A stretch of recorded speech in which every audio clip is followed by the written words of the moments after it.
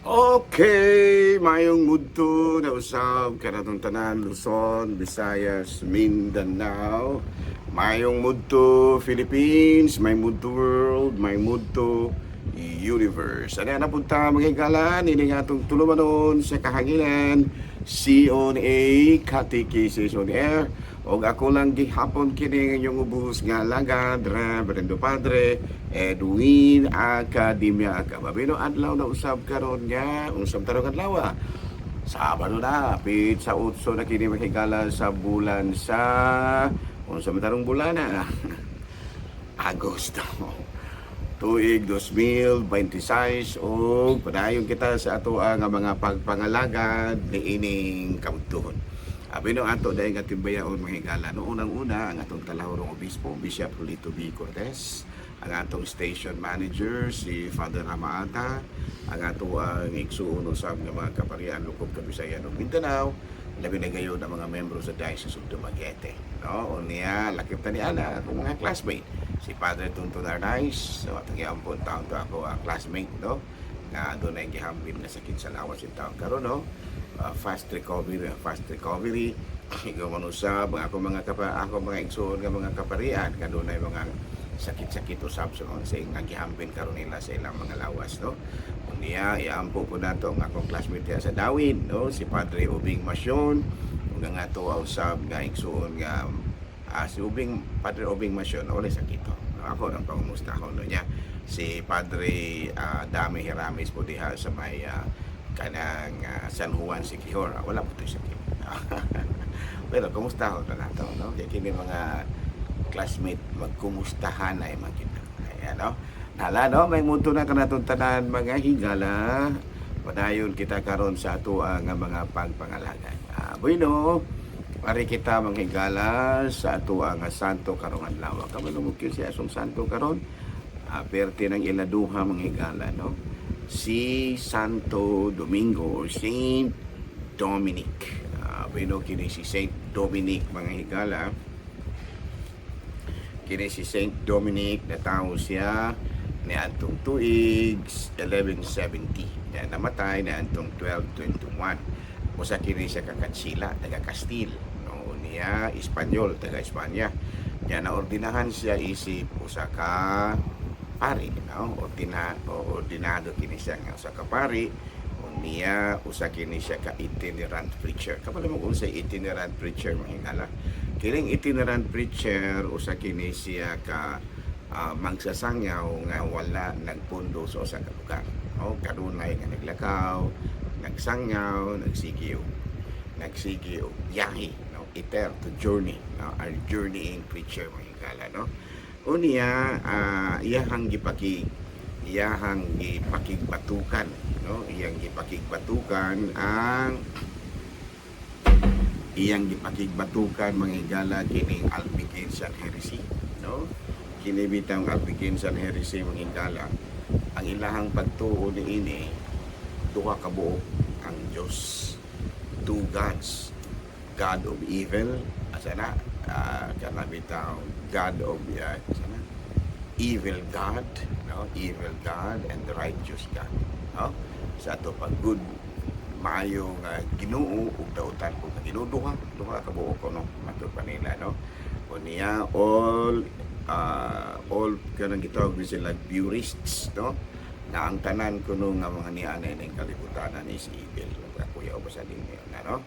Unya nahimo siyang usa ka magsasangyaw nga bantugan lugani ang mga kuan ang iyahang mga parehos niya nga mga preachers nigduol kanila niya, no, ni appeal sa iyahang pag sangyaw. Nahimo silang grupo unya ang ilang grupo gitawag og Order of Preachers kay puros man sila mga maayo nga mo uwali, no, no. Unya matud pa ang nagkuan gyud aning ilaha nga grupo, ang nagtukod gyud ani mao kini si Santo Domingo or Saint Dominic. Ala, no? May mundo na kanatong tanan mga higala nang hinaot kita nga ana kitang tanan sa kabiskay sa Panluwas. Okay, no? Abino arita mga higala sa ato nga Saint of the day, human naman arita sa ato ang CBCP News. Pero CBCP News ato may higala, Apostolic Vicariate o Kalapan, formal na nga nahimong usa ka diocese. Nahimo na siya nga Diocese of Kalapan. Human nya ang ilahang pinakauna nga obispo na instalar na. No, baguhay pa lang. O niya dito sa gi-instalar sa kini Santo Niño Cathedral sa may Calapan City. Ang mao nilang obispo mao si Bishop Moises Cuevas. Moises Cuevas. Ayan, no? Yan, sa Vatican maghingala, si Pope Leo ni adto malagi kini siya sa Assisi, no? Lugar ni San Francisco, no? Kunya giingnan niya ang mga batanon dito, no?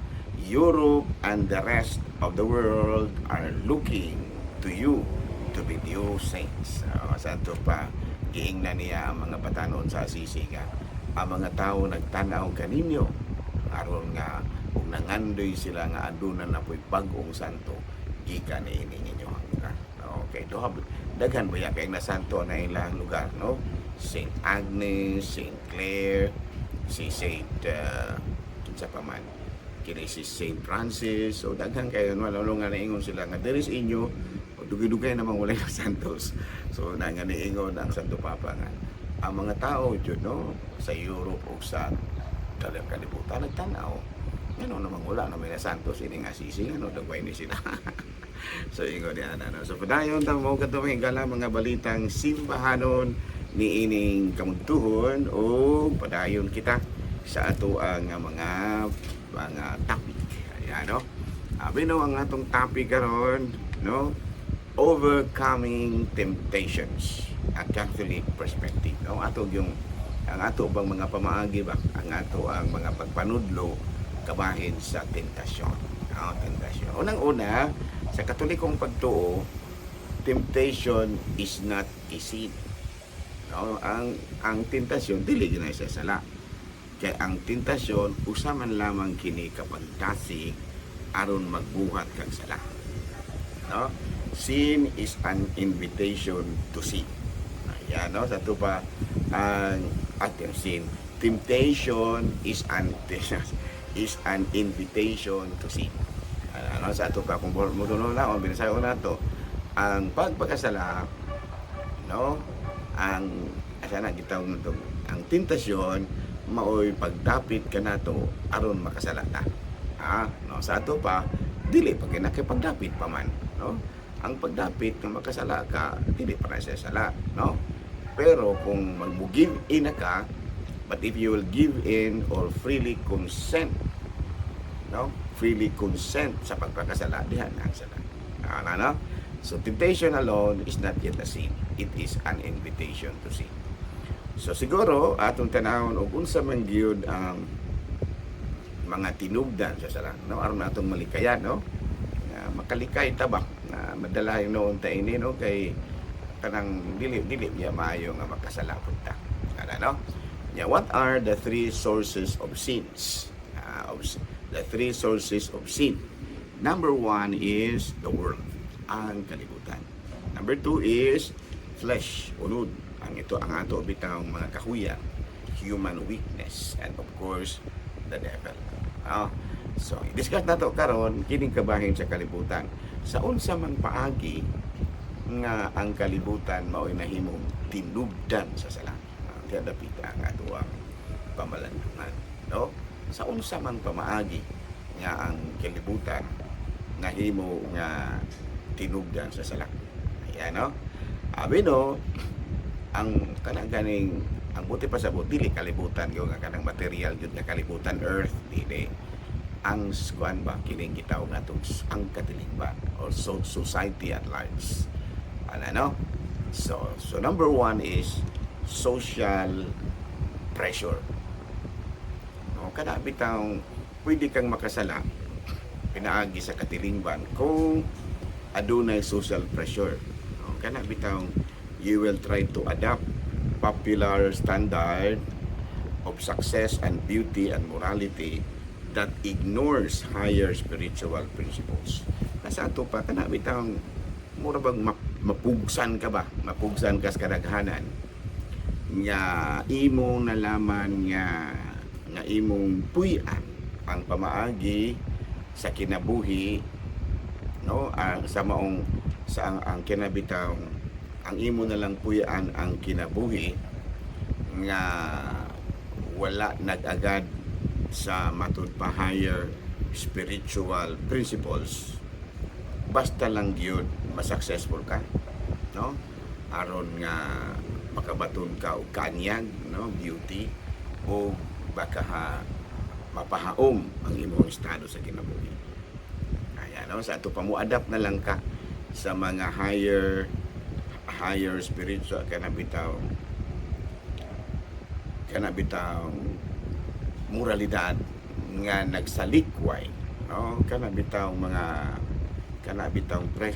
mga butang nga nagsalikway nga imo bitaw puy-an ang mga butang, no, ang moralidad, no, imo puy-an ang kinabuhi nga matud pa nagsalikway sa mga maayo nga espirituhanong prinsipyo, aron lamang ka mamahimo nga successful, or maybe aron makabaton ka sa maayo nga kanang gitawag og standing sa imong kinabuhi, o pagka aron mapahaom nimo ang mga morality o mga buhat nga dili aming buhaton. Yan na. At ang balikon ha, social pressure. Usa man ang social pressure nga makasalata na. Ang social pressure mamahimo ng usa ka sala, mamahimo ng tinubdan sa sala, mamahimo nga invitasyon sa pagpakasala. Kung matud pa aron kinibitang social pressure ba, maglisod kong stay na higalan nga buot e pasabot nga adunay mga dili maayo nga mga buhat, no, nga maoy dunay dili maayong buhat, no, kada bitang low standard of spirituality nga imo na lang gi-adapt tungod kay gusto kang magmalampuson, panalitan, magkuan ka kanang magnegosyo ka, no, aron kanang gitawag nato maasinso ka sa imong negosyo. Dunay usa ka butang nga dili gyud ta angay nimong buhaton, pero imo na lamang ihimo aron nga magmalambuon ka, magmalampuson ka sa imong negosyo, no, o baka aron nga mas kuan ka, mas taas ang pananaw sa mga tao kanimo, o niya low morality, no, kana bitang kahimtang sa kinabuhi nga salawayon, manabitaw low standard of morality. Imo na lamang imo na lang gibuhat ang usa ka butang, palitan pangawat o panalitan mangawat ka, no, dunang kay gusto ka nga mahimong success kanang ma-successful ka sa imong negosyo, aron nga mas taas ang pananaw sa mga tao kanimo, no, unya kanang gitawag nato mataas ang standard sa imong pagkatao sa atubangan sa mga tao. Unya aron imo nang maangkon, muhimo na lang kag barabutang nga salawayon sa atubangan sa Dios o atubangan sa mga tao, salawayon o sala. Amo na gitawag sa English og social pressure, no, aron nga dahigon kas mga tao kay asinso na ka, dahigon na kas mga tao kay taas na kay kahimtang sa panginabuhi, no, dahigon ka ba, kanang dahigon ka, nangita kag nangandoy kag pagdahi sa mga tao. Unya matud pa imo lamang ka nang maangkon kung magbuhat ka dautan. Ingon ana, no, mo na gitawag na to social pressure, no, na pressure lang ka ba tungod sa standard na gusto nimong makabot, no, social standard na gusto nimong makabot. Number 2 is kining gitawag nato materialism. Mao ra gyapon siya. Equating human worth with possessions and wealth, fueling endless greed and envy. O kanang materialistic na kaayo ka ba? Kay imo man nga gi-equate ang kalidad sa imong pagkatao sa salapi, sa mga bahandi nining kalibutana o mga butang nga imong nabatunan, mga worldly possessions, no, nga maoy nahinungdan nga nahimo kang hakog o nahimo kang gitawag nato ka jalog kakabitawong sinahan. Abi no, balik-balikan na to na ha og mga lawan ni kuana ni kay importante kay ni siya ba. No, kanang bitang cultural and systemic pressure o nya relational and behavioral trust unya on how to overcome this. Ha? Balik-balikan na to og mga lawan may gala ha. O kini lang hapon kini yung ubos nga alagad. Reverendo Padre Jun Academia ka ba namilit no sa kaninyo og manalangin kaninyo ang Dios makagahom tanan, Amahan, Anak, Espiritu Santo. Good noon, Pilipinas!